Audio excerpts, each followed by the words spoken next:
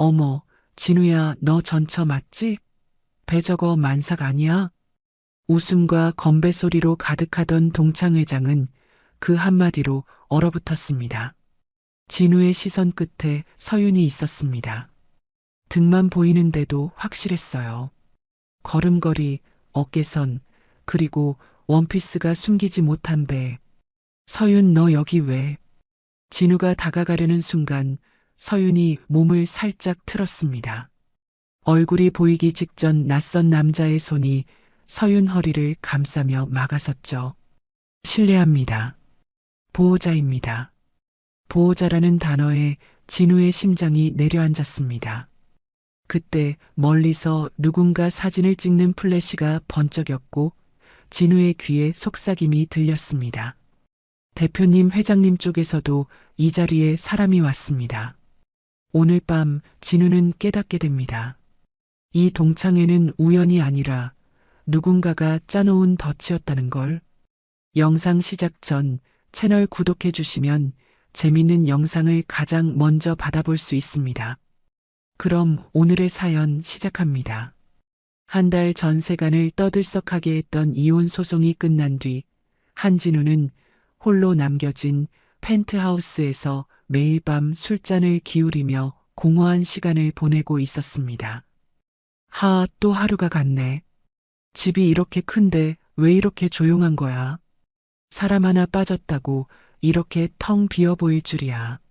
오늘 저녁에도 동창회 연회장에 나타난 진우는 검은색 턱시도를 단정하게 차려입고 샴페인 잔을 손에 들었지만 그의 표정은 어느 때보다 메말라 보였습니다. 웃어야지, 한진우. 다 끝난 일이잖아. 사람들 앞인데 표정 관리 좀 해. 야, 진우야. 오랜만이다. 요즘 어떻게 지내냐? 그냥 그렇지. 다들 잘 지내는 거 보러 왔어. 화려한 샹들리에 불빛이 쏟아지는 연회장 한복판에서 진우는 군중들 사이를 무심히 둘러보다가 갑자기 발걸음을 멈췄습니다. 잠깐만. 저기 저 사람. 저 멀리 창가 쪽에서 등을 돌리고 서 있는 여인의 실루엣이 눈에 들어왔기 때문입니다. 아니지. 그럴 리가 없어. 내가 착각한 거겠지. 루즈한 베이지색 원피스를 입은 그 여인의 뒷모습은 분명히 낯익었지만 예전보다 다소 살이 붙은 듯한 체형이었습니다. 저거 분명히. 아니야. 아닐 거야. 진우는 샴페인 잔을 든 손이 미세하게 떨리는 것을 느꼈습니다. 왜 손이 떨리지? 술 때문이야. 그래, 술 때문일 거야. 설마. 아니야. 그 사람일 리 없어. 그럴 이유도 없고, 그럴 필요도 없어. 하지만, 만약이라면, 진우의 시선은 더 이상 그 여인의 뒷모습에서 떨어지지 않았습니다. 그는 한 발짝도 움직이지 못한 채 그 자리에 굳어 서 있었습니다. 진우가 중얼거리며 그 여인을 향해 한 걸음 다가서려는 순간 여인이 몸을 돌렸습니다. 돌아본다. 아니야. 아니어야 해. 지금 여기 있을 리 없어. 서윤이야. 진우의 입술에서 작은 탄성이 새어나왔습니다. 서윤. 정말 서윤이야. 내가 잘못 본 게 아니야. 이서윤이 분명했습니다. 얼굴도, 눈도, 틀림없어. 그런데 그녀의 원피스 위로 선명하게 드러난 디라인의 곡선은 부정할 수 없는 임신의 징후를 보여주고 있었습니다. 잠깐만. 저게 뭐야? 진우는 온몸이 얼어붙는 것을 느꼈습니다. 숨이 안 쉬어진다. 다리가 말을 안 듣네. 이게 무슨 일이야? 서윤은 진우와 눈이 마주치자 차가운 표정으로 그를 응시했습니다. 저 눈, 저렇게 보는 눈이었나? 예전이랑 다르다. 그녀의 눈빛에는 한때 진우를 바라보던 따뜻함은 온데간데였고 오직 싸늘한 경계심만이 가득했습니다. 가까이 오지 말라는 눈이야. 말 걸지 말라는 표정이야. 완전히 남이네. 저 여자는 불륜을 저지른 년이야. 증거도 다 있고 과거 어머니 오 여사가 했던 말이 진우의 뇌리를 스쳤습니다. 그때도 이렇게 말했지. 단정 지어서 듣지도 말고 믿으라고. 사진도 있고 호텔 출입 기록도 다 확인했다니까. 그런 여자와 계속 살 생각이야? 그 말만 믿고 난 아무 말도 안 했지. 서윤 말은 안 들었지. 진우는 고개를 저으며 그때의 기억을 떨쳐내려 했습니다. 지금은 생각하지 말자. 지나간 일이야. 여기서는. 하지만 서윤의 배 부분이 자꾸만 시선에 들어왔습니다. 자꾸 보인다. 안 보려 해도 눈이 안 떨어진다. 내가 불임이라며. 그런데 저 아이는 대체 누구이? 그때 의사 말도 떠오르고 어머니 말도 떠오르고 머리가 엉켜버렸어. 서윤, 저 아이가 도대체? 진우는 그 자리에 선 채 아무 말도 하지 못했습니다. 진우의 머릿속이 복잡해졌습니다. 정리가 안 된다. 머리가 꽉 막힌 것 같아. 생각이 서로 엉켜버렸어. 서윤은 진우의 시선을 느낀 듯 손으로 배를 가리며 연회장 출구 쪽으로 향했습니다. 피하는 거야? 나를 본 게 맞는데 왜 저렇게 급하게 가? 서윤아. 진우가 그녀의 이름을 불렀지만 서윤은 뒤를 돌아보지 않았습니다. 서윤아, 잠깐만. 말 좀 하자. 한마디만 해. 진우는 군중들 사이를 헤치며 서윤을 쫓아갔지만 연회장 입구에 도착했을 때는 이미 검은색 세단이 어둠 속으로 사라지고 난 뒤였습니다. 없다. 놓쳤어. 또 이렇게. 왜 항상 늦는 거야? 왜 말할 기회가 없지? 진우는 한동안 그 자리에 서서 차량이 사라진 방향을 멍하니 바라봤습니다. 차가 사라졌는데 난 아직도 여기 서 있네. 몸이 안 움직여. 대표님, 괜찮으세요? 옆에 있던 비서 박 실장이 걱정스러운 목소리로 물었습니다. 얼굴이 많이 안 좋으십니다. 잠깐 쉬실까요? 아니야. 회사로 가자. 진우가 짧게 대답하며 자신의 차로 향했습니다. 지금은 집에 가기 싫어. 혼자 있고 싶지도 않아. 회사로 가자. 제2그룹 사무실로 돌아온 진우는 바로 서재로 들어가 금고에서 이혼 합의서를 꺼내 들었습니다. 여기 있었지. 다 끝났다고 생각했던 서류. 다시 볼 줄은 몰랐네. 서윤이 서명했던 그 합의서를 다시 보니 위자료 조항에 영원이라고 적혀 있었습니다. 영원. 이게 말이 돼? 정말 아무것도 안 받았네. 단 한 푼도 요구하지 않았어. 그 많은 일을 겪고 이혼하면서도 아무것도 요구 안 했어. 진우는 합의서를 쥔 손에 힘을 주며 한참 동안 그 자리에 서 있었습니다. 진우가 혼잣말을 하며 서류를 내려놓았습니다. 이상하네.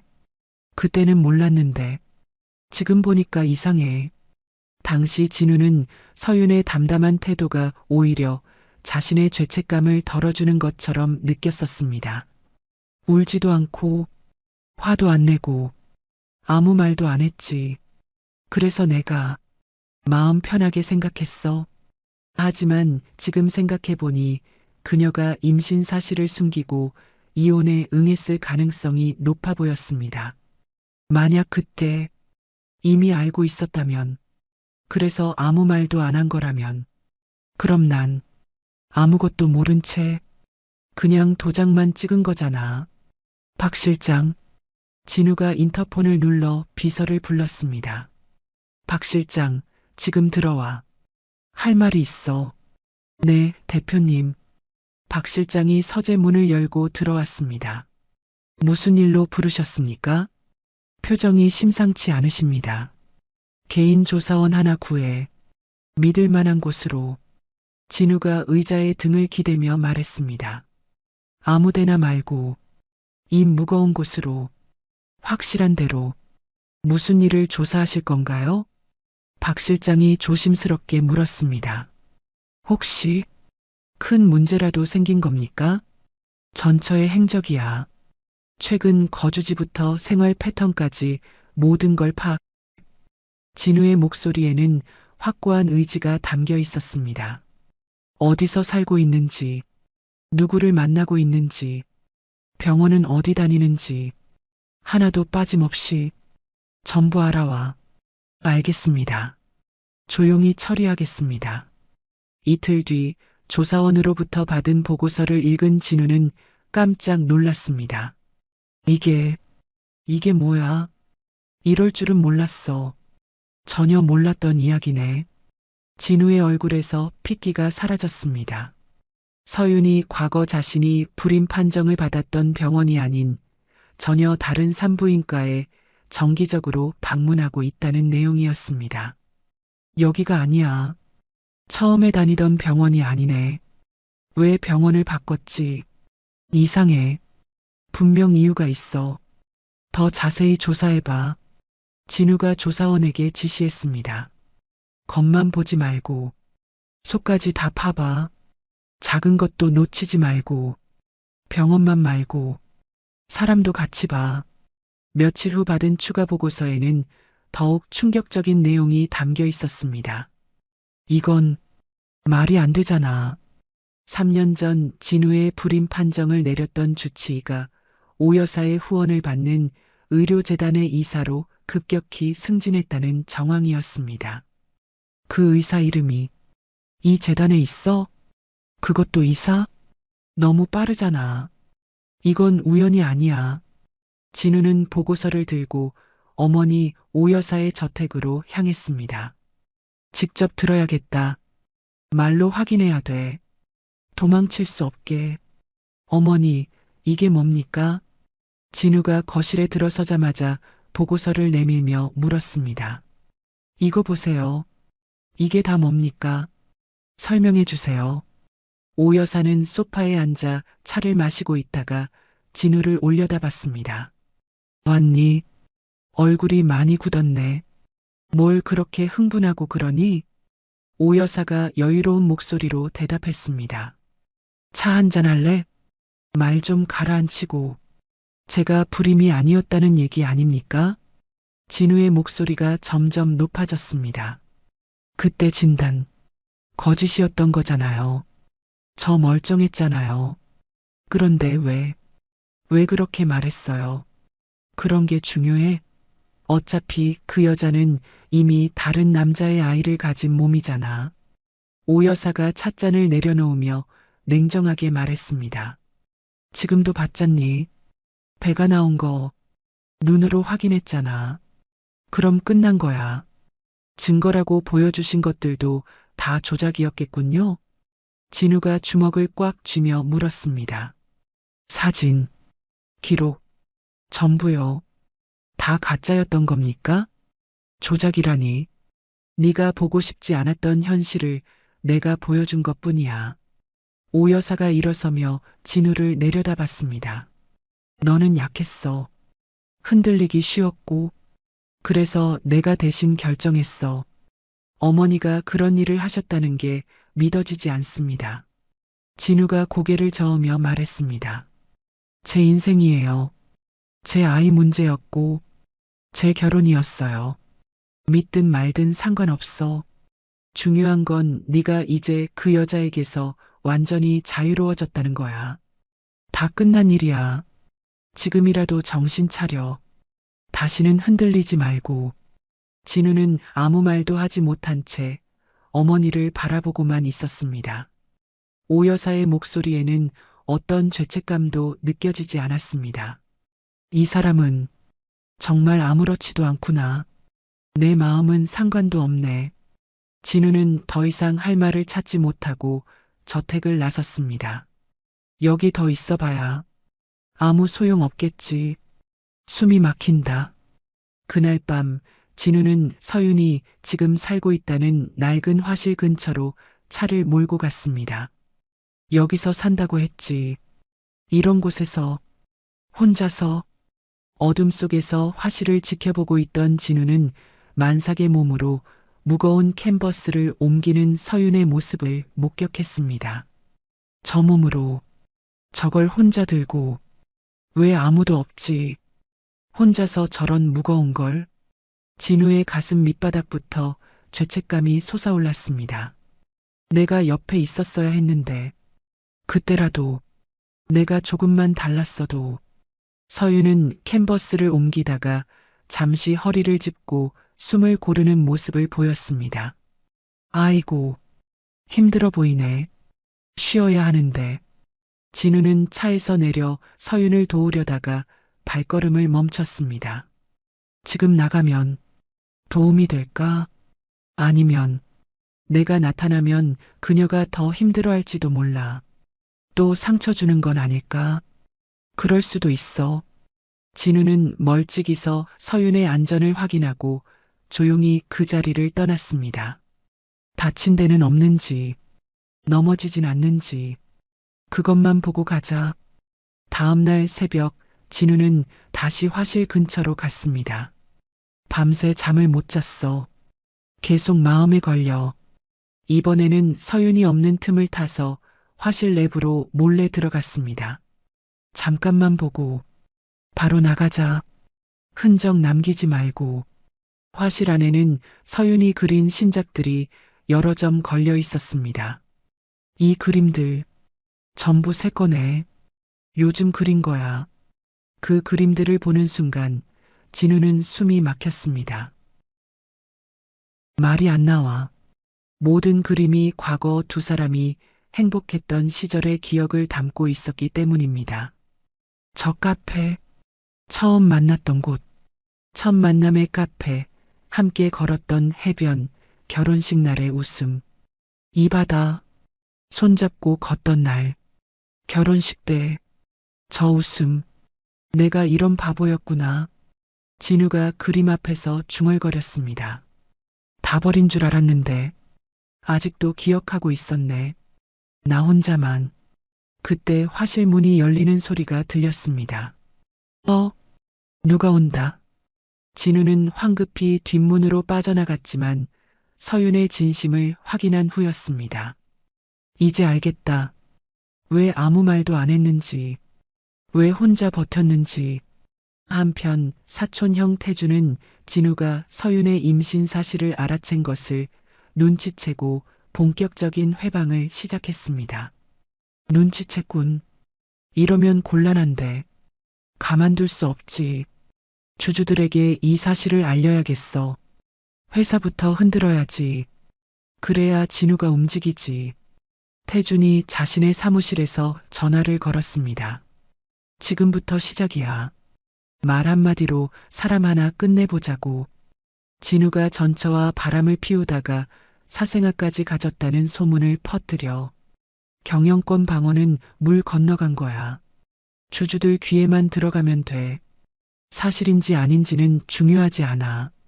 의심만 생기면 끝이야. 태준의 입가에 음험한 미소가 번졌습니다. 이번엔 내가 이긴다. 진우, 넌 너무 늦었어. 그 무렵 서윤의 화실 앞에는 태준이 보낸 용역들이 나타나기 시작했습니다. 여기 맞지? 사람 혼자 사는 곳. 여기서 뭐 하는 거야? 용역 중 한 명이 화실 문을 두드리며 소리쳤습니다. 안에서 나오라고. 우리가 말 좀 하자. 임신한 여자가 혼자 살기엔 위험한 동네인데? 다른 용역이 비웃으며 말했습니다. 밤길도 어둡고 사람도 험해. 무슨 일 나도 모를 텐데. 서윤은 화실 안에서 문을 꼭 잠그고 떨고 있었습니다. 누구야? 왜 이러는 거야? 문 열면 안 돼. 다음 날 진우는 서윤을 찾아가 그녀 앞에 무릎을 꿇었습니다. 이렇게까지 할 줄은 몰랐어. 내가 너무 늦었어. 서윤아, 내가 잘못했어. 다시 돌아와. 진우가 간절한 목소리로 말했습니다. 나 혼자만 생각했어. 내 말 안 들었어. 다 내 잘못이야. 아이는 당신과 상관없는 사람의 자식이에요. 서윤이 차갑게 대답했습니다. 더 이상 엮이지 말아요. 당신 때문에 다 망가졌어요. 그런 말 하지 마. 내가 다 알고 있어. 진우가 서윤의 손을 잡으려 했지만 서윤은 손을 뿌리쳤습니다. 손 대지 마요. 이제 와서 이러지 말아요. 이걸 가져가세요. 서윤이 진우가 건네준 지원금 봉투를 그 자리에서 찢어버렸습니다. 돈으로 해결할 수 없어요. 난 이런 거 원한 적 없어요. 돈이 바람에 흩날리는 것을 보며 진우는 서윤의 단호한 의지를 확인했습니다. 이 사람은 정말 단단해졌구나. 그날 밤 조사원으로부터 결정적인 증거가 담긴 전화를 받은 진우는 전율했습니다. 지금 무슨 말이야? 다시 말해봐. 대표님, 이혼 직전 부인의 외도 상대로 지목되었던 남자는 태준 상무가 고용한 연기자였습니다. 뭐라고? 연기자라고? 조사원의 말에 진우는 핸드폰을 꽉 쥐었습니다. 내가 완전히 속았구나. 확실한 거야? 진우가 떨리는 목소리로 물었습니다. 조금이라도 틀리면 안 돼. 네, 계좌 이체 기록과 연기자, 본인의 증언까지 확보했습니다. 조사원이 확신에 찬 목소리로 대답했습니다. 증거는 다 준비돼 있습니다. 부인께 누명 씌운 겁니다. 진우는 전화를 끊고 비 내리는 창밖을 바라봤습니다. 내가 무슨 짓을 한 거지? 그날 밤 늦게 진우는 서윤의 집 문 앞에서 무릎을 꿇고 앉았습니다. 나가라고 해도 난 여기 있을게. 빗물이 온몸을 적시는데도 진우는 움직이지 않았습니다. 비가 오든 밤이 새든 여기서 갈 수 없어. 문틈 사이로 서윤의 억눌린 울음소리가 새어나왔습니다. 울고 있구나. 내가 또 울렸네. 서윤아, 미안해. 정말 미안해. 진우가 빗속에서 중얼거렸습니다. 100번이라도 말할게. 내가 잘못했어. 그는 그 자리에서 자신의 성을 부수더라도 서윤과 아이를 지키겠다고 다짐했습니다. 다 잃어도 돼. 회사도, 자리도, 전부 다. 서윤이랑 아이만. 내가 꼭 지킬게. 다음 날 아침 일찍 진우는 서윤의 집 앞에 최고급 경호팀을 배치했습니다. 24시간 교대로 경비를 서되 절대 그녀를 불편하게 하지는 마. 진우가 경호팀장에게 지시했습니다. 알겠습니다, 대표님. 경호팀장이 고개를 끄덕였습니다. 서윤은 창문 너머로 집 앞에 서 있는 검은 정장의 남자들을 발견하고 현관문을 열었습니다. 여기서 뭘 하는 거죠? 서윤이 경호원 중 한 명에게 물었습니다. 한진우 대표님의 지시로 경비를 서고 있습니다. 경호원이 정중하게 대답했습니다. 필요 없으니까 당장 가세요. 서윤이 단호하게 말하며 문을 닫으려 했습니다. 죄송하지만 대표님의 허락 없이는 철수할 수 없습니다. 경호원이 정중하면서도 확고한 어조로 말했습니다. 서윤은 짜증이 나서 가방을 들고 외출을 강행했습니다. 어디로 가시는지 알려주시면 안전하게 모셔다 드리겠습니다. 경호원이 서윤의 뒤를 따르며 말했습니다. 혼자 갈 수 있어요. 서윤이 뒤돌아보며 소리쳤습니다. 하지만 경호원들은 멀찍이 서 그녀의 뒤를 계속 따랐습니다. 그 모든 모습을 자신의 차 안에서 지켜보던 진우는 핸드폰을 들고 경호팀장에게 전화를 걸었습니다. 너무 가까이 붙지 말고 안전거리만 유지해. 진우가 조심스럽게 지시했습니다. 한편 제2그룹 본사에서는 태준이 주주총회를 앞두고 진우를 몰아세우기 위한 공작을 시작했습니다. 진우의 비자금 의혹 자료를 검찰에 제출했습니다. 태준의 비서가 보고했습니다. 좋아. 언론에도 흘려. 태준이 만족스러운 표정으로 고개를 끄덕였습니다. 그날 저녁 뉴스에는 제2그룹 대표의 비자금 조성 의혹이 톱뉴스로 나왔습니다. 제2그룹 한진우 대표가 수백억 원대의 비자금을 조성했다는 의혹이 제기되었습니다. 앵커의 목소리가 진우의 사무실에 울려 퍼졌습니다. 진우는 뉴스를 보며 주먹을 꽉 쥐었습니다. 대표님, 주가가 하한가를 치고 있습니다. 박 실장이 급하게 들어와 보고했습니다. 예상했던 일이야. 진우가 담담하게 대답했습니다. 다음 날 오 여사는 진우의 개인 계좌를 동결시키는 법적 조치를 취했습니다. 어머니가 이런 일까지 하실 줄은 몰랐습니다. 진우가 오 여사에게 전화를 걸어 말했습니다. 네가 제정신을 차릴 때까지는 어쩔 수 없어. 오 여사가 차갑게 대답했습니다. 그리고 이사회 명의로 그 여자에게 명예훼손 소송도 제기했으니까 알아둬. 오 여사의 말에 진우는 깜짝 놀랐습니다. 그게 무슨 말씀이세요? 진우가 다급하게 물었습니다. 내 명예를 실추시킨 죄로 손해배상을 청구한 거야. 오 여사가 태연하게 설명했습니다. 그 순간 진우의 핸드폰에 서윤으로부터 전화가 걸려왔습니다. 진우 씨, 저 지금 길에서 쓰러진 것 같아요. 서윤의 약한 목소리가 들렸습니다. 어디야? 지금 가. 진우가 자리에서 벌떡 일어나며 소리쳤습니다. 명동 근처 골목에. 배가 너무 아파요. 서윤의 목소리가 점점 작아졌습니다. 진우는 곧바로 차키를 들고 사무실을 뛰쳐나갔습니다. 명동 골목에 도착한 진우는 벤치에 앉아 배를 감싸고 있는 서윤을 발견했습니다. 서윤아. 진우가 달려가 서윤을 안아 올렸습니다. 괜찮아. 병원에 가자. 진우가 서윤을 자신의 차로 옮기며 말했습니다. 진우 씨, 아기가. 서윤이 진우의 가슴에 기대며 힘없이 말했습니다. 아무 일 없을 거야. 내가 있으니까. 진우가 운전대를 잡으며 응급실로 향했습니다. 병원 응급실 로비에서 진우는 뜻밖의 오 여사와 마주쳤습니다. 여기서 뭐 하는 거야? 오 여사가 진우를 보며 놀란 표정을 지었습니다. 어머니야말로 여기서 뭘 하세요? 진우가 경계심을 드러내며 반문했습니다. 나는 지인 문병을 왔는데. 오 여사가 어색하게 대답했습니다. 진우는 오 여사의 말을 믿지 않았습니다. 어머니, 한 번만 더 내 아내와 아이를 건드리면 아들이 아닌 괴물을 보게 될 거예요. 진우가 오 여사를 향해 냉정하게 최후 통첩을 날렸습니다. 진우야, 네가 지금 뭔 소리를 하는 거니? 오 여사가 당황한 표정으로 물었습니다.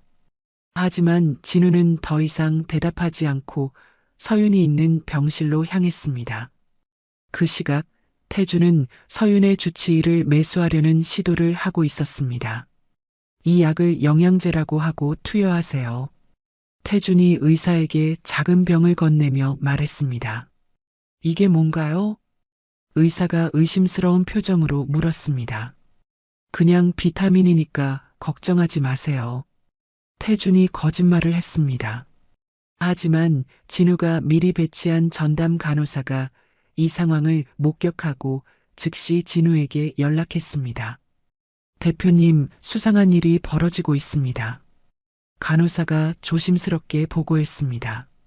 진우는 즉시 병원 보안팀과 함께 그 의사를 찾아가 약물을 압수했습니다. 이게 뭔지 분석해봐. 진우가 보안팀장에게 지시했습니다.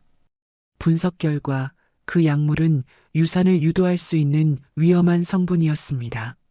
진우는 분노로 몸이 떨렸습니다. 태준 형, 이번엔 선을 넘었어. 진우가 혼잣말을 하며 주먹을 꽉 쥐었습니다. 그날부터 진우는 서윤의 병실 옆방을 임시 집무실로 꾸몄습니다. 노트북과 서류들을 가져와 병실에서 회사 업무를 처리했습니다. 왜 여기서 일을 하세요? 잠에서 깬 서윤이 진우에게 물었습니다. 당신과 아이 곁에 있고 싶어서.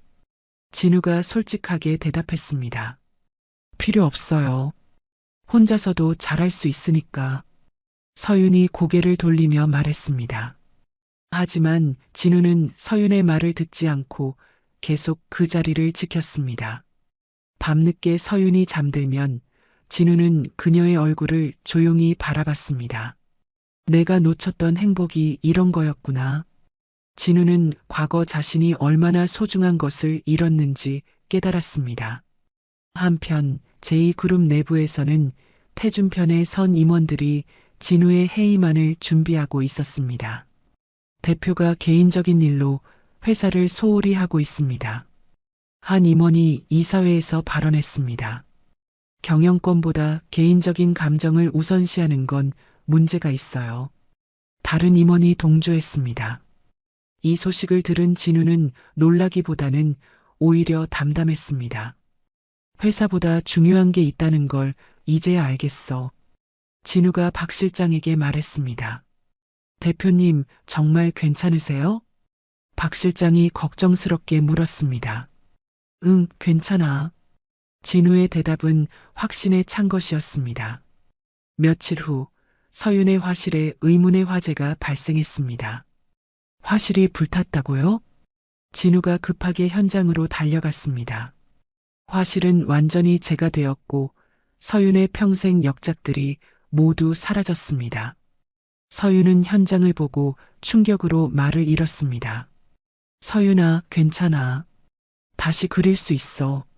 진우가 서윤을 달래려 했지만 서윤은 실어증 증세를 보이기 시작했습니다. 진우는 방화의 배우를 찾기 위해 직접 현장 조사에 나섰습니다.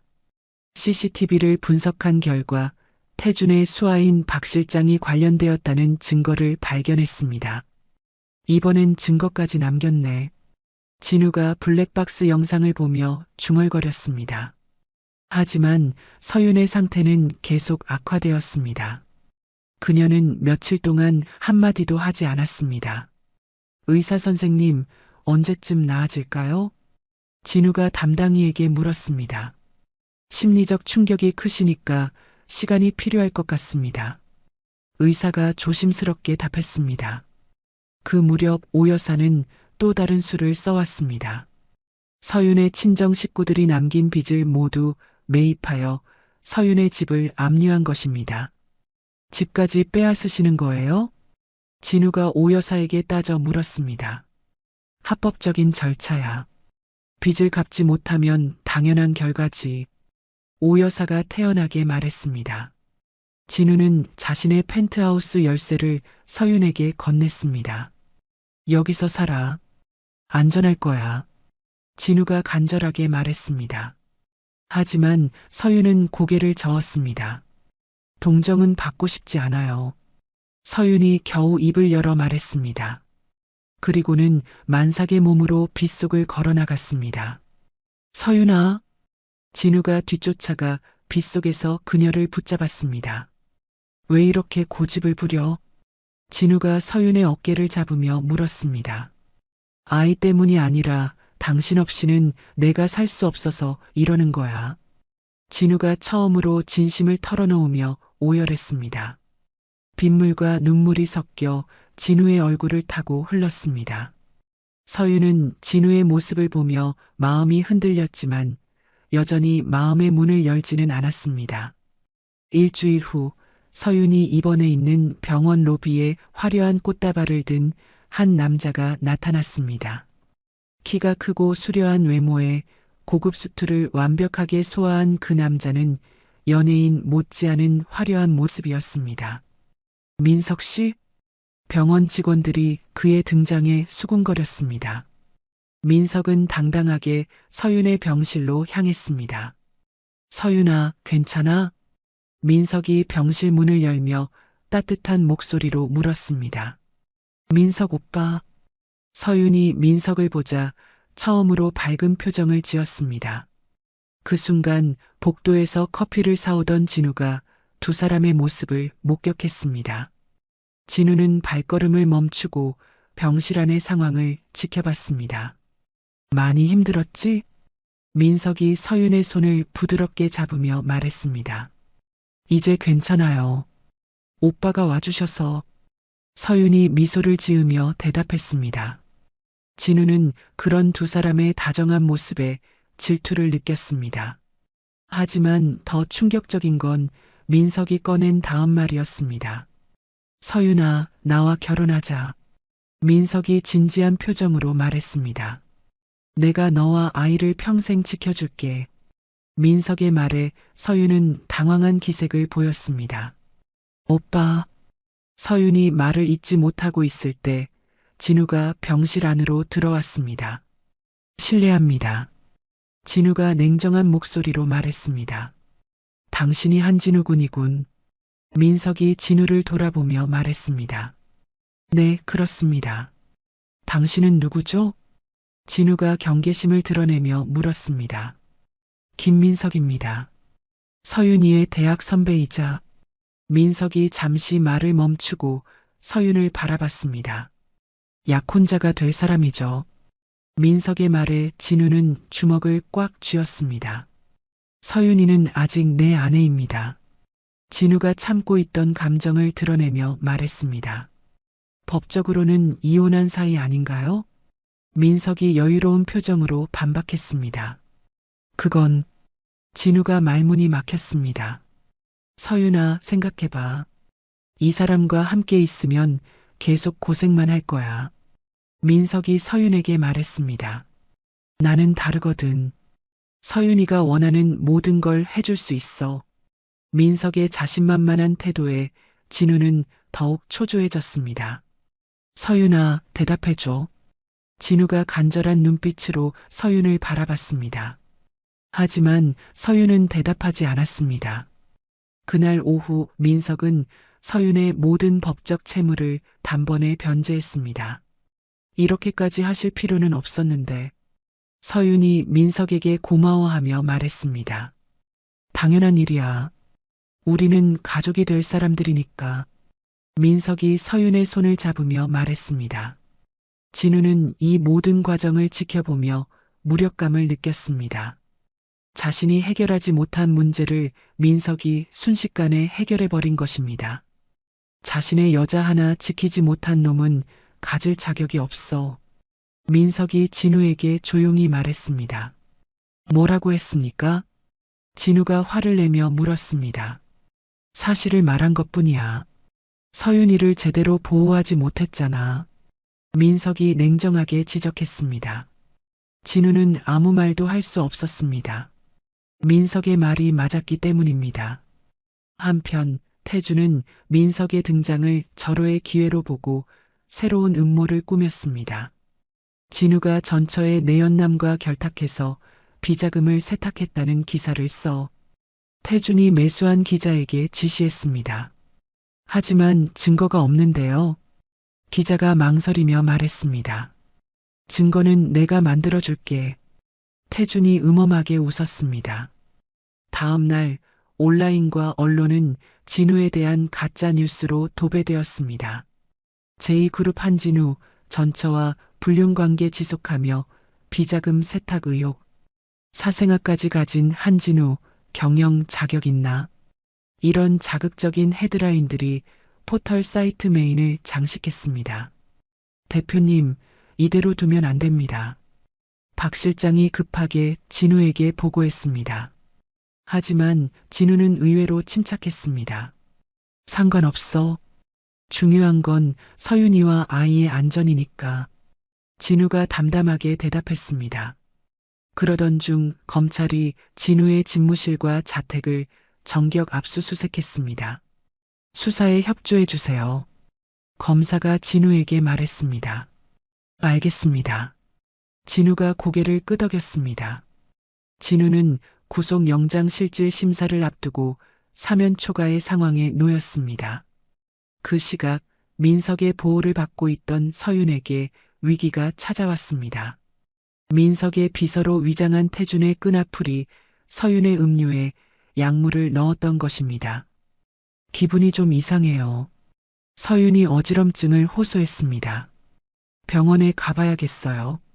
가짜 비서가 서윤을 부축하며 말했습니다. 하지만 그들이 향한 곳은 병원이 아니라 외진 곳이었습니다. 여기가 어디예요? 서윤이 의식을 잃기 전에 물었습니다. 납치범들은 서윤을 항구의 냉동 창고로 데려갔습니다. 진우에게 연락해. 납치범 중 한 명이 전화를 걸었습니다. 내 아내가 우리 손에 있다. 전화를 받은 진우는 온몸이 굳어졌습니다. 서윤이를 어떻게 한 거야? 진우가 다급하게 물었습니다. 전화기 너머로 서윤의 비명소리가 들렸습니다. 주주총회에서 경영권을 태준에게 넘긴다는 포기 서류에 서명해 납치범이 요구했습니다. 그럼 아내를 보내줄 거야? 진우가 떨리는 목소리로 물었습니다. 서류에 서명하고 나서 생각해보지. 납치범이 비웃으며 전화를 끊었습니다. 진우는 즉시 민석에게 연락했습니다. 서윤이가 납치당했어요. 진우가 다급하게 말했습니다. 뭐라고? 민석이 놀란 목소리로 반응했습니다. 같이 찾아야 해요. 부탁입니다. 진우가 간절하게 요청했습니다. 민석은 잠시 망설이다가 고개를 끄덕였습니다. 알았어. 내 정보망을 총동원하겠어. 민석이 결단을 내렸습니다. 두 남자는 서윤을 구하기 위해 일시적인 동맹을 맺었습니다. 한편 냉동 창고에 갇힌 서윤은 급격히 떨어지는 온도 때문에 조기 진통을 느끼기 시작했습니다. 아이야, 조금만 참아. 서윤이 배를 감싸며 중얼거렸습니다. 하지만 추위와 스트레스로 인해 의식이 점점 흐려졌습니다. 민석의 정보망을 통해 납치 차량의 경로를 파악한 진우는 자신의 슈퍼카를 몰고 고속도로로 나섰습니다. 서윤아, 기다려. 내가 꼭 구해낼게. 진우가 운전대를 꽉 쥐며 다짐했습니다. 하지만 태준의 수하들이 추격을 방해하기 위해 진우의 차를 들이받았습니다. 끝까지 방해하는군. 진우가 이를 악물며 말했습니다. 차량이 전복될 위기에 처했지만 진우는 피를 흘리면서도 멈추지 않았습니다. 냉동 창고에 도착한 태준은 서윤 앞에 경영권 양도 서류를 내밀었습니다. 이걸 진우에게 전달해. 서명하지 않으면 너와 아이 모두 죽어. 태준이 서윤을 내려다보며 말했습니다. 절대 서명하지 않을 거예요. 서윤이 고통스러워하면서도 단호하게 말했습니다. 그럼 여기서 죽어라. 태준이 창고 문을 잠그고 나갔습니다. 그때 가스배관에서 누설 사고가 발생했습니다. 창고 안은 폭발 위험에 휩싸였고 서윤은 차가운 바닥에서 아이의 이름을 부르며 정신을 잃어갔습니다. 진서야, 엄마가 지켜줄게. 서윤이 마지막 힘을 다해 중얼거렸습니다. 바로 그때 진우가 차로 창고 외벽을 들이받으며 나타났습니다. 서윤아. 불길과 연기 속에서 진우가 서윤을 찾아 소리쳤습니다. 서윤을 발견한 진우는 그녀의 하체에서 흐르는 피를 보고 절망했습니다. 파수가 시작된 것입니다. 늦었나? 진우가 서윤을 안으며 중얼거렸습니다. 하지만 포기할 수는 없었습니다. 진우는 무너져 내리는 건물을 뚫고 서윤을 등에 업은 채 탈출했습니다. 한편 그 시각 민석의 경호팀이 가스밸브를 차단하고 있었습니다. 빨리 밸브를 잠가. 민석이 현장에 도착해 경호팀에게 소리쳤습니다. 진우는 불길을 뚫고 서윤을 등에 업은 채 무너져 내리는 창고 건물을 간신히 탈출했습니다. 서윤아, 정신 차려. 진우가 서윤을 안고 외쳤습니다. 곧이어 도착한 구급차 안에서 진우는 서윤의 손을 꼭 잡았습니다. 수혈이 필요합니다. 혈액형이 어떻게 되세요? 응급실 의료진이 진우에게 물었습니다. O형입니다. 제가 수혈하겠어요. 진우가 팔을 걷어올리며 말했습니다. 안 됩니다. 환자분이 너무 많이 잃은 상태라. 의료진이 만류했습니다. 상관없어요. 제 피를 다 줘서라도 살려주세요. 진우가 간절하게 부탁했습니다.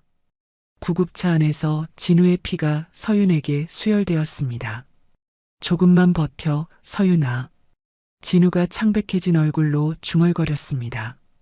병원에 도착하자마자 서윤은 응급수술실로 옮겨졌습니다. 다행히 아이와 서윤 모두 생명의 고비를 넘겼습니다. 수술이 끝난 후 민석이 진우에게 다가왔습니다. 할 말이 있어. 민석이 진우에게 말했습니다. 뭔가요? 진우가 지친 목소리로 물었습니다. 사실 나는 내 형의 친구였어. 민석이 충격적인 고백을 했습니다. 형이요? 진우가 놀란 표정으로 반문했습니다. 내 형이 남긴 유산을 관리하는 신탁 관리자야. 네가 진정한 가장이 될 수 있는지 시험해 왔던 거야. 민석의 말에 진우는 말문이 막혔습니다. 그럼 서윤이와의 관계는? 진우가 조심스럽게 물었습니다. 순수하게 그녀를 도우려던 거였어. 네가 변할 수 있을지 지켜보면서 말이야. 민석이 미소를 지으며 설명했습니다. 민석은 서류 봉투를 진우에게 건넸습니다. 이게 뭔가요? 진우가 봉투를 받으며 물었습니다. 태준의 횡령 증거와 내 어머니의 조작 지시가 담긴 녹취록이야. 민석이 설명했습니다. 진우는 서류를 보고 깜짝 놀랐습니다. 모든 증거가 명확하게 정리되어 있었습니다. 이걸로 반격할 수 있겠어. 진우가 고개를 끄덕였습니다. 서윤의 안정을 위해 진우는 그녀를 과거 두 사람이 처음 만났던 바닷가 근처의 작은 별장으로 옮겼습니다. 여기가 어디예요? 서윤이 별장을 보며 물었습니다. 우리가 처음 데이트했던 곳 근처야. 기억나? 진우가 부드럽게 말했습니다. 서윤은 잠시 과거의 기억을 떠올렸습니다. 그때가 참 좋았는데. 서윤이 작게 중얼거렸습니다. 별장에서 진우는 모든 도우미를 물리고 직접 서윤을 돌보기 시작했습니다. 이럴 필요까지는 없어요. 서윤이 진우가 자신의 발을 씻겨주려는 것을 보고 말했습니다. 당신이 임신했을 때 이런 거 하나도 안 해줬잖아. 이제라도 하게 해줘. 진우가 간절하게 부탁했습니다. 서윤은 진우의 정성스러운 손길을 받으며 마음이 조금씩 누그러지는 것을 느꼈습니다. 진우는 매일 서윤의 임신선에 오일을 발라주며 지난날의 무관심을 속죄했습니다. 아프지 않아? 진우가 조심스럽게 물었습니다. 괜찮아요. 서윤이 진우의 따뜻한 손길에 안정감을 느끼며 답했습니다. 어느 날 서윤은 별장 정원의 핀 꽃들을 보며 서서히 심리적 안정을 찾아갔습니다. 꽃이 참 예쁘네요. 서윤이 진우에게 말했습니다. 당신을 위해 직접 심었어. 진우가 수줍게 말했습니다.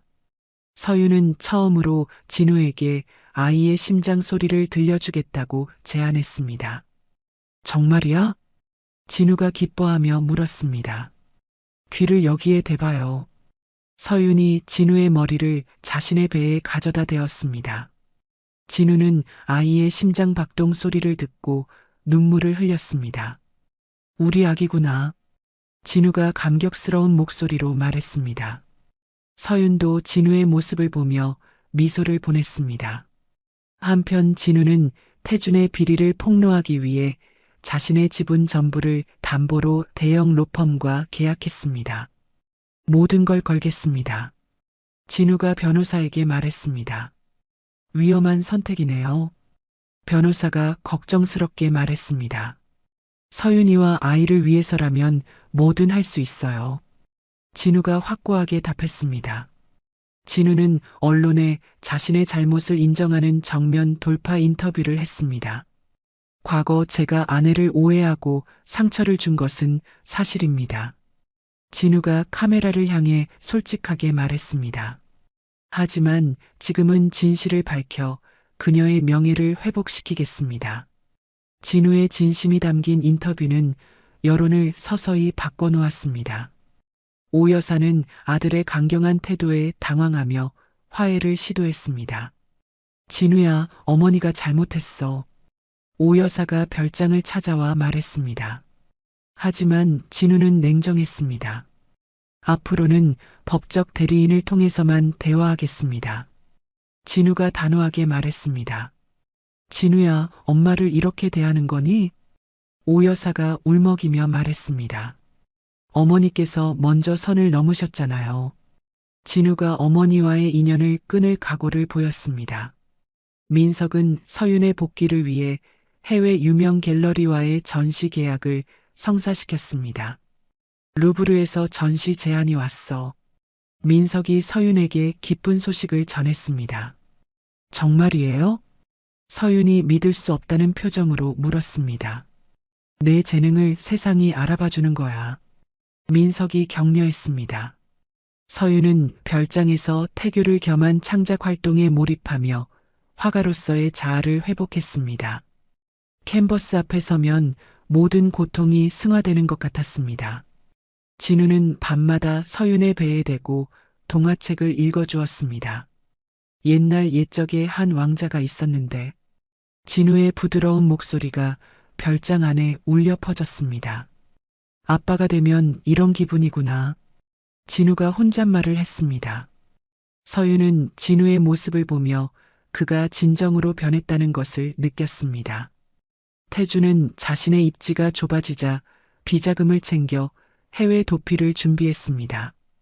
일단 해외로 나가야겠어. 태준이 서둘러 짐을 쌌습니다. 하지만 진우는 이를 미리 파악하고 출국 금지 조치를 내렸습니다. 태준 상무에 대한 출국 금지 명령이 내려졌습니다. 공항에서 태준은 발이 묶였습니다. 어느 날 밤 서윤은 우연히 진우가 쓴 편지를 발견했습니다. 미래의 아이에게라는 제목이 적힌 편지였습니다. 아가야, 아빠가 너에게 미안해. 엄마를 많이 아프게 해서. 편지를 읽은 서윤은 눈물을 흘렸습니다. 진우의 진심이 느껴졌기 때문입니다. 두 사람은 별장 앞 해변을 산책하며 처음으로 미래에 대한 계획을 세우기 시작했습니다. 아이가 태어나면 어떤 이름을 지을까? 서윤이 물었습니다. 진서는 어때? 너와 내 이름을 따서. 진우가 제안했습니다. 좋네요. 서윤이 미소를 지으며 동의했습니다.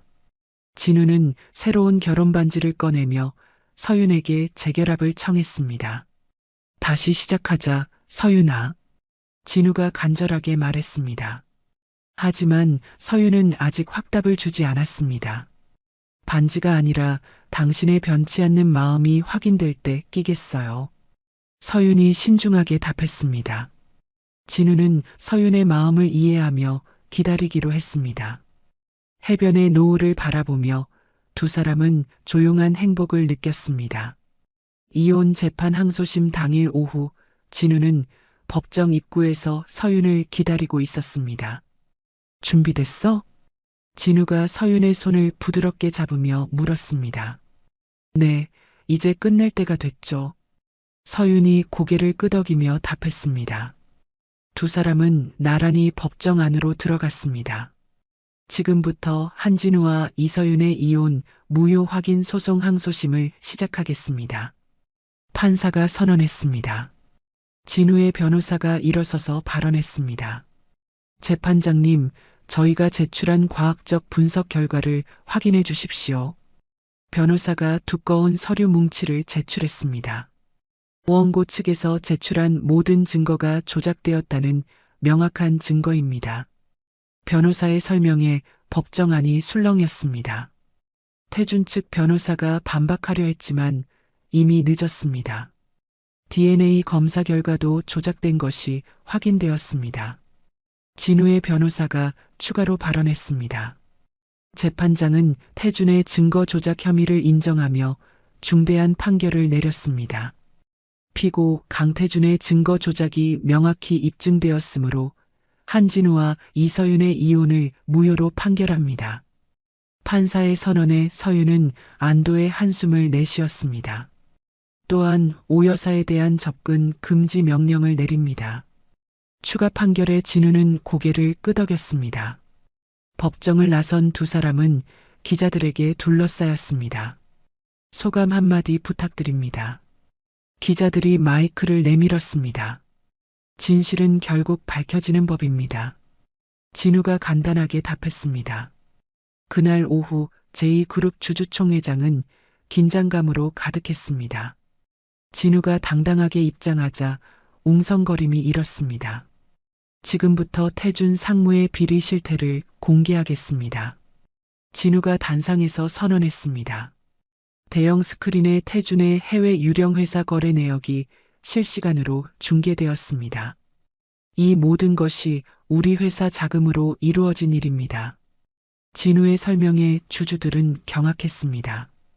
태준 상무를 즉시 해임하고 법적 조치를 취하겠습니다. 진우의 발언에 주주들은 압도적인 박수를 보냈습니다. 바로 그 순간 검찰이 회의장에 나타났습니다. 강태준 씨 횡령 및 배임 혐의로 긴급 체포합니다. 검사가 체포영장을 보이며 말했습니다. 태준은 현장에서 수갑을 찬 채 연행되었습니다. 이럴 리가 없어. 내가 뭘 잘못했다고. 태준이 끝까지 발악했지만 소용없었습니다. 진우는 대표이사직 복귀 직후 전 직원 앞에서 연설했습니다. 앞으로 우리 회사는 투명하고 정직한 경영을 하겠습니다. 진우의 말에 직원들이 뜨거운 박수를 보냈습니다. 그리고 아내 이서윤의 이름으로 예술재단을 설립하겠습니다. 진우의 발표에 직원들은 놀라워했습니다. 한편 서윤의 개인 전시회가 성대하게 열렸습니다.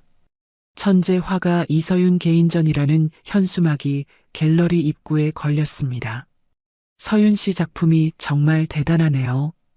관람객들이 감탄했습니다. 고통을 이렇게 아름답게 승화시킬 수 있다니. 미술평론가들도 극찬을 아끼지 않았습니다. 전시회 리셉션에서 진우는 서윤의 손등에 키스했습니다. 당신이 자랑스러워. 진우가 서윤에게 속삭였습니다.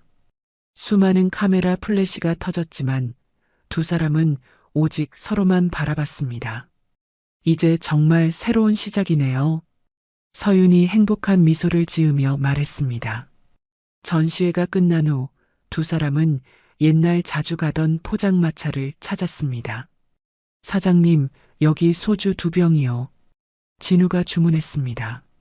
아, 임신부는 못 마셔요. 서윤이 웃으며 말했습니다. 그럼 나 혼자 마실게. 진우가 소주잔을 들어 올렸습니다.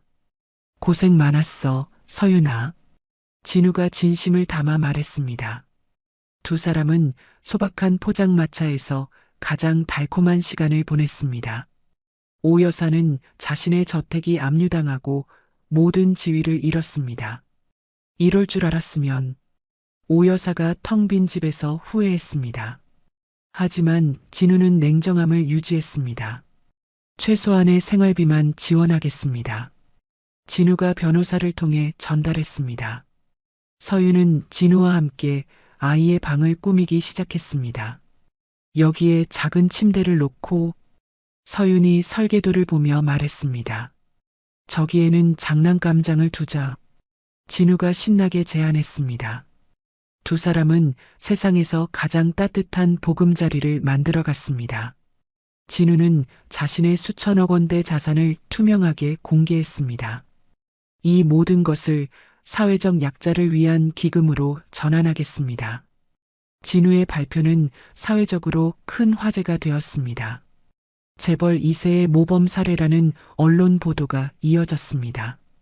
민석은 두 사람의 행복을 확인하고 자신의 임무가 끝났음을 선언했습니다. 이제 내 역할은 끝난 것 같아. 민석이 진우에게 말했습니다. 정말 고마웠어요. 진우가 깊이 고개를 숙였습니다. 민석은 서윤에게 우정의 상징으로 귀한 그림 도구 세트를 선물했습니다. 앞으로도 좋은 작품 많이 그려. 민석이 서윤을 격려했습니다.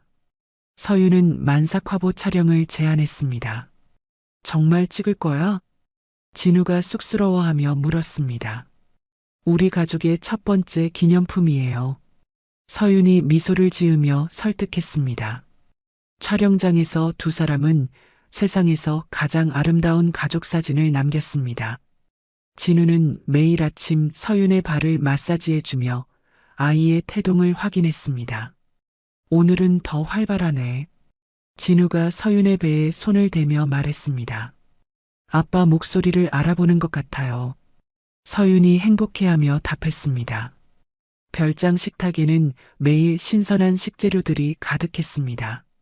서윤이 좋아하는 과일과 영양식들로 차려진 식사를 함께 했습니다. 두 사람은 과거의 화려함보다 현재의 소박한 풍요로움에 만족했습니다. 모든 갈등이 해소된 평온한 오후, 진우와 서윤은 정원 의자에 앉았습니다. 진은 노을을 바라보며 생애의 가장 완벽한 평화를 느꼈습니다. 이런 게 진짜 행복이구나. 진우가 서윤의 손을 잡으며 중얼거렸습니다. 앞으로 계속 이렇게 살 수 있을까요? 서윤이 진우에게 물었습니다. 당연하지. 우리에게는 이제 사랑밖에 없어. 진우가 확신에 찬 목소리로 답했습니다. 행복한 일상도 잠시, 어느 날 오후 서윤의 화실로 정체불명의 택배가 배달되었습니다. 서윤님 앞으로 온 택배예요. 택배기사가 작은 상자를 건네주며 말했습니다. 저는 주문한 게 없는데요. 서윤이 의아해하며 상자를 받았습니다. 발신일란에는 이름이 적혀 있지 않았습니다. 서윤이 조심스럽게 상자를 열어보려는 순간 진우가 화실에 들어왔습니다. 뭐야, 그거? 진우가 상자를 보며 물었습니다. 택배인데 누가 보낸 건지 모르겠어요. 서윤이 고개를 갸웃거리며 답했습니다. 서윤이 상자를 여는 순간 소규모 폭발이 일어났습니다. 서윤아. 진우가 즉시 서윤을 감싸 안으며 소리쳤습니다.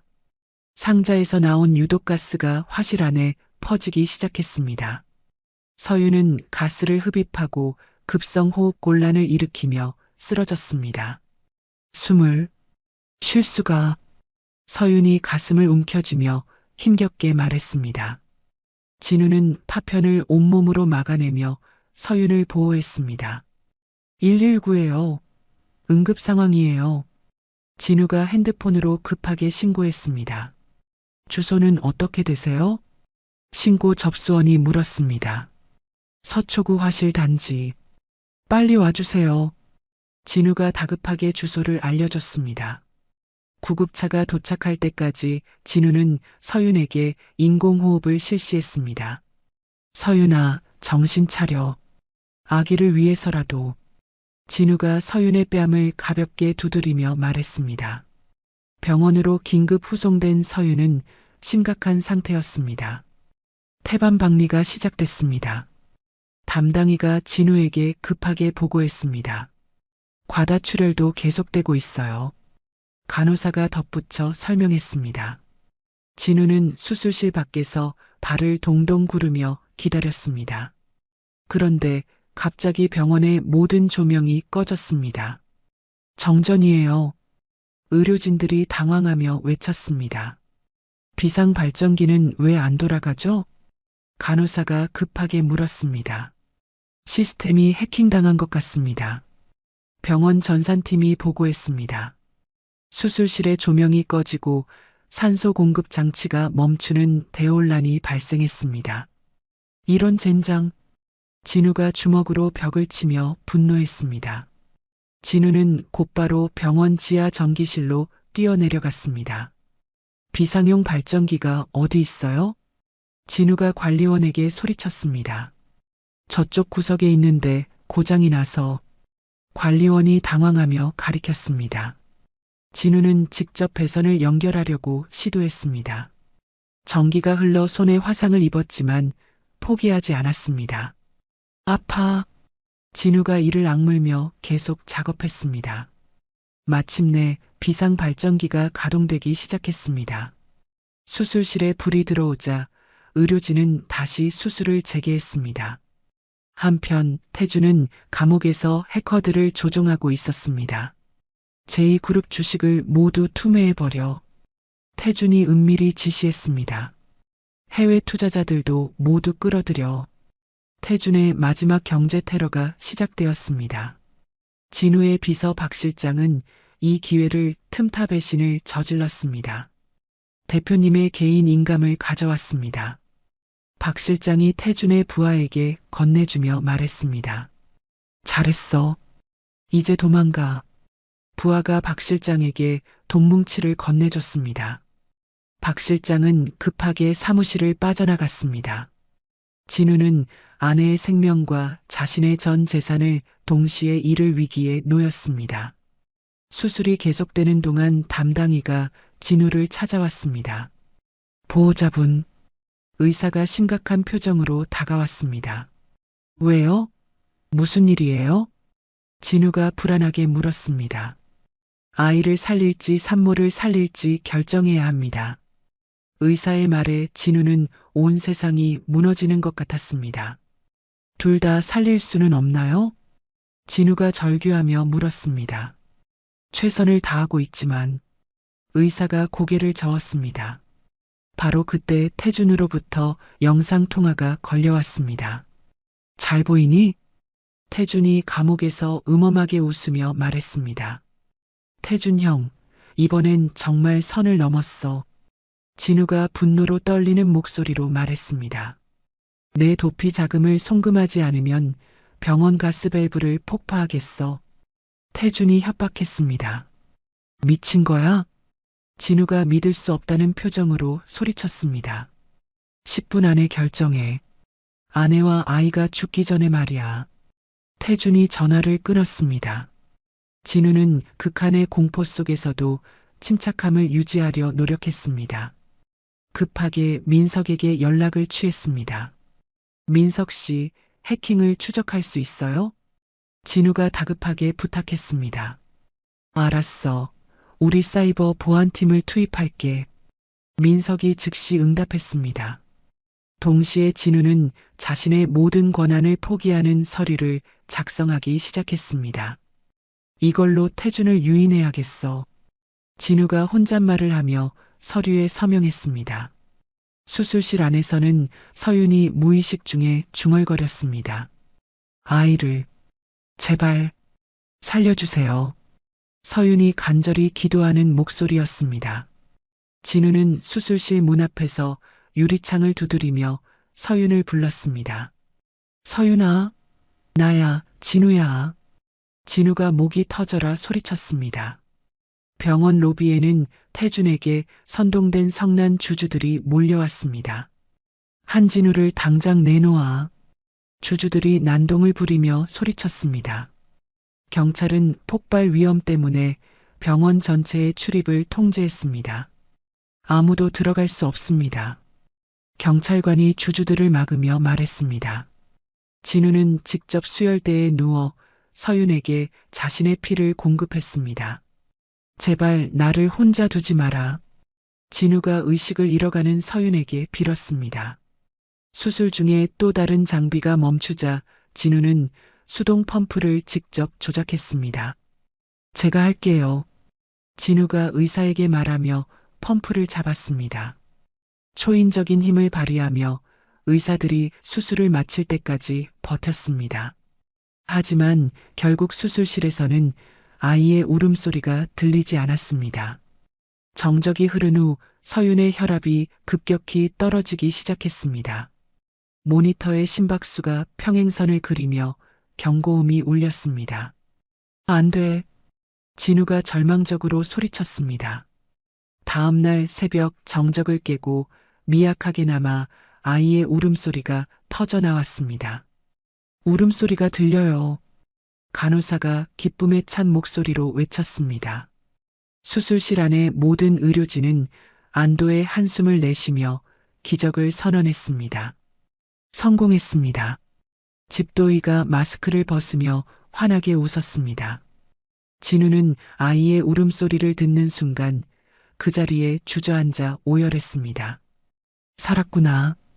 우리 아기가. 진우가 눈물을 흘리며 중얼거렸습니다. 다행히 서윤의 심박수도 민석이 긴급히 보낸 최고의 심장 전문의들의 노력으로 점차 회복되기 시작했습니다. 환자의 상태가 안정화되고 있습니다. 전문의가 진우에게 보고했습니다. 정말이에요? 진우가 믿을 수 없다는 표정으로 물었습니다. 네, 위기는 넘겼습니다. 의사가 확신에 찬 목소리로 답했습니다. 한편 그 시각 민석의 사이버 보안팀이 병원 해킹의 근원지를 완전히 파악했습니다. 태준의 은신처를 특정했습니다. 보안팀장이 민석에게 보고했습니다. 바로 해경에 신고해. 민석이 즉시 지시했습니다. 해경과 함께 항구로 출동한 수사팀은 도주를 시도하던 태준을 현행범으로 체포했습니다. 강태준, 테러 및 협박 혐의로 긴급 체포한다. 해경이 수갑을 채우며 선언했습니다. 이럴 수가 없어. 태준이 끝까지 발악했지만 소용없었습니다. 태준이 훔치려 했던 비자금은 이미 진우가 미리 파놓은 함정 계좌에 묶여 있었습니다. 모든 거래 내역이 증거로 확보되었습니다. 수사관이 검찰에 보고했습니다. 이는 고스란히 태준의 범죄 증거로 법정에 제출되었습니다. 진우의 진심 어린 사투를 목격한 주주들과 여론은 급격히 반전되었습니다. 한진우 대표를 지지합니다. 한 주주가 기자회견에서 발언했습니다. 가족을 위해 목숨을 거는 사람이야말로 진정한 리더죠. 다른 주주가 동조했습니다. 제2그룹의 주가는 연일 상한가를 기록하며 사상 최고치를 경신했습니다. 주가가 회복 기조를 넘어서 최고치를 찍고 있습니다. 경제부 기자가 뉴스에서 보도했습니다. 아이는 인큐베이터에서 집중 치료를 받으며 건강을 빠르게 회복했습니다. 체중도 정상이고 모든 수치가 양호합니다. 소아과 전문의가 진우에게 설명했습니다. 서윤은 사흘 만에 의식을 회복해 진우의 손을 잡았습니다. 고마워요. 서윤이 겨우 입을 열어 첫마디를 뱉었습니다. 내가 고마워. 살아줘서. 진우가 서윤의 손에 입맞춤하며 말했습니다. 진우는 자신을 배신했던 박 실장을 추적해 법의 심판을 받게 했습니다. 배신자는 용서하지 않겠어. 진우가 단호하게 선언했습니다. 박 실장이 훔쳤던 인감과 서류들을 모두 회수하여 경영권을 완벽히 방어했습니다. 오 여사는 손주의 탄생 소식을 듣고 병원을 찾아왔습니다. 진우야, 할머니가 손주를 한 번만. 오 여사가 애원하듯 말했습니다. 하지만 진우는 단호했습니다. 어머니의 면회는 거부합니다. 진우가 냉정하게 말했습니다. 서윤이의 심리적 안정이 최우선이에요. 진우가 이유를 설명했습니다. 진우는 병원의 모든 전산 시스템을 최첨단 보안망으로 교체해 주었습니다. 이런 일이 다시는 일어나지 않도록 하겠습니다. 진우가 병원장에게 약속했습니다. 자신과 같은 위기에 처한 산모들을 위한 응급센터를 건립하는데 10억을 기부하겠습니다. 진우의 발표에 의료진들이 감동했습니다. 서윤은 인큐베이터 안의 아이를 처음 마주하며 감격했습니다. 우리 진서야. 서윤이 유리창 너머로 아이를 바라보며 눈물을 흘렸습니다. 고통스러웠던 지난 10개월의 기억이 사랑과 축복으로 승화되는 순간이었습니다. 진우는 서윤의 병실을 수만 송이의 장미로 가득 채웠습니다. 이 모든 꽃이 당신에 대한 내 마음이야. 진우가 서윤에게 말했습니다. 과하지 않아요? 서윤이 웃으며 물었습니다. 당신은 과해도 모자라. 진우가 진심을 담아 답했습니다. 퇴원 당일 진우는 서윤을 안아 휠체어에 태우고 병원 정원을 산책했습니다. 여기 봐. 진우가 아이와 함께할 새로운 집의 설계도를 펼쳐 보였습니다. 정말 예쁘네요. 서윤이 설계도를 보며 미소를 지었습니다. 아이 방은 여기, 당신 화실은 저기. 진우가 구석구석 설명해 주었습니다. 태주는 법정에서 자신의 모든 죄를 자백했습니다. 모든 혐의를 인정합니다. 태준이 고개를 숙이며 말했습니다. 결국 무기징역에 처해지며 진우를 괴롭히던 모든 악의 씨앗이 완전히 박멸되었습니다. 언론은 진우의 헌신과 서윤의 강인함을 대대적으로 보도했습니다. 세기의 사랑으로 불리는 한진우와 이서윤 부부. 위기를 극복한 진정한 가족의 표본. 이런 헤드라인들이 신문 일면을 장식했습니다. 두 사람은 비로소 세상의 시선으로부터 자유로워졌습니다. 진우와 서윤은 아이의 이름을 진서라고 정식으로 등록했습니다. 한진서, 좋은 이름이에요. 서윤이 만족스러워하며 말했습니다. 우리 둘의 이름을 따서 지은 거니까. 진우가 뿌듯해하며 답했습니다. 세 식구가 함께 집으로 향하는 길에 축복 같은 눈이 내리기 시작했습니다. 첫눈이네요. 서윤이 창밖을 바라보며 말했습니다. 진서에게 주는 첫 번째 선물인가 봐.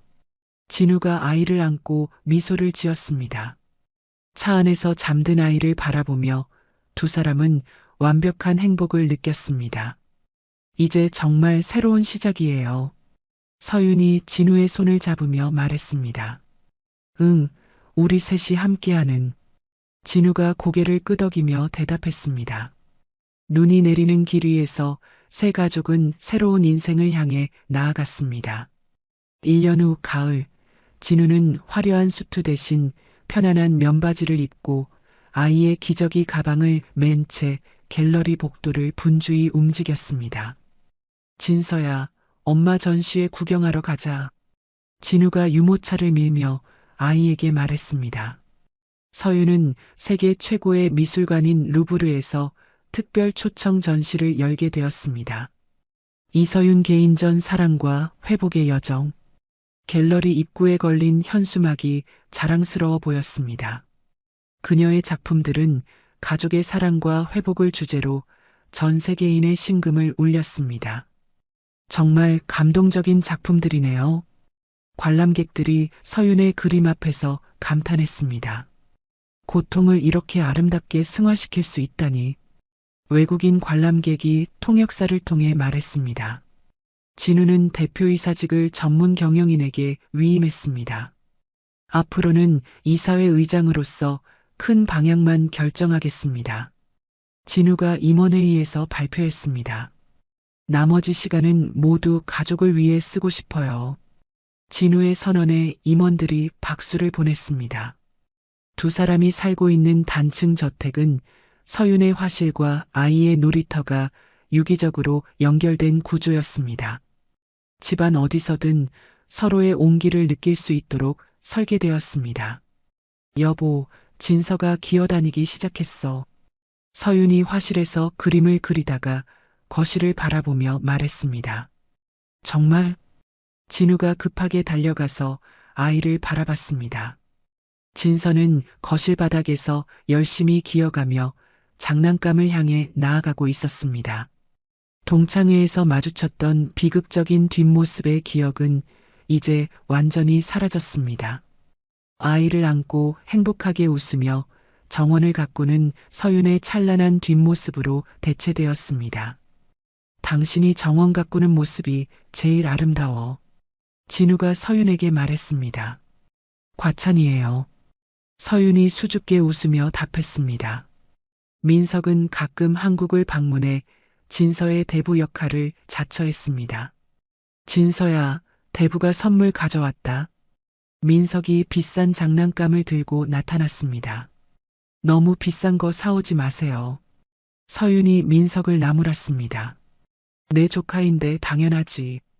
민석이 웃으며 대답했습니다. 과거의 경쟁자가 아닌 둘도 없는 형제 같은 우정을 나누게 되었습니다.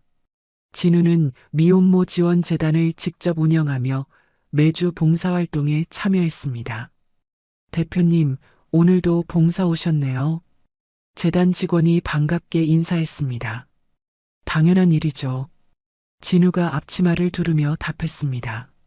자신의 부가 세상의 가장 어두운 곳을 밝히는 데 쓰이도록 헌신했습니다. 서윤의 친정 부모님 묘소는 진우가 정성껏 가꾼 추모 공원으로 재단장 되었습니다. 부모님 안녕하세요.